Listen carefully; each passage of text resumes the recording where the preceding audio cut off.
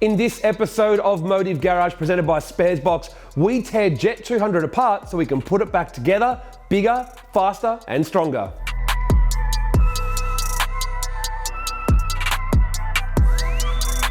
In our last episode of Motive Garage with JET200, you saw that we got started on our campaign towards World Time Attack 2023.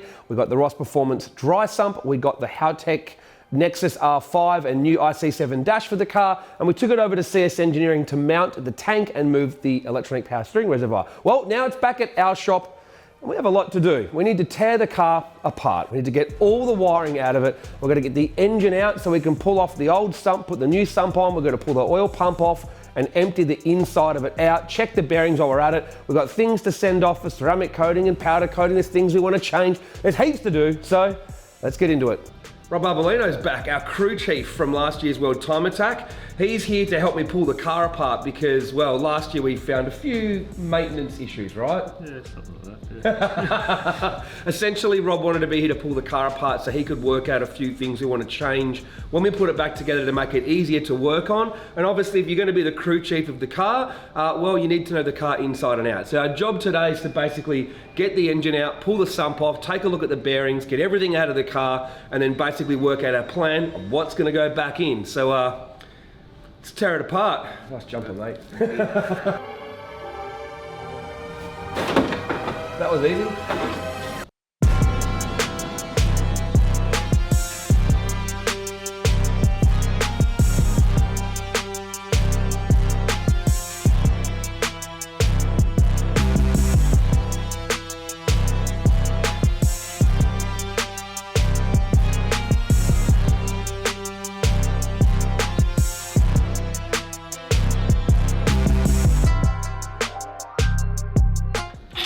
Be gone, in.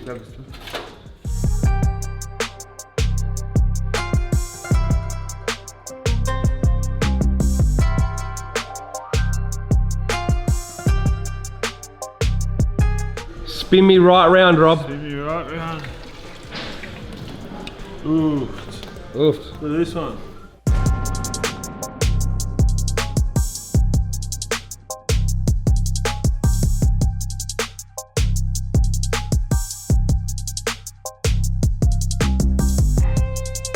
So one thing really cool from Haltech is this Bosch temperature and pressure sensor together. So basically, it does both. So we can go like this, screw that in there, put that in there, and then now we get temperature and pressure from the same spot from the one sensor, less wiring, less things, which is good.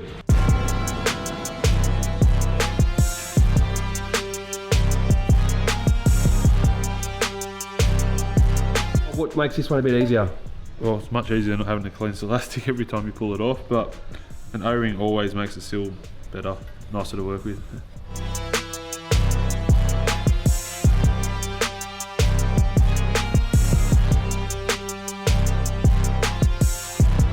Well, the result of working on JET200 for a day with Rob Arbolino is that a lot of the car has been stripped down. The frame is all off from the old aero package. I still need to pull out all the wiring from the interior. But the engine is a short motor on the stand again. So we managed to get off the oil pump and the sump we had before. We've got the Ross dry sump pan on now.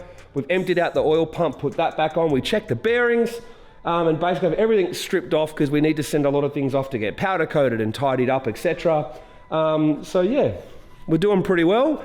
We're on track. We're going to dummy the engine back into the car once we get some stuff back from powder coating, and then we'll start all of the new plumbing and fabrication work we need to do, and maybe even get a head start on the wiring. So make sure you subscribe, keep up with progress on JET200 as we get ready for World Time Attack 2023. Let's go.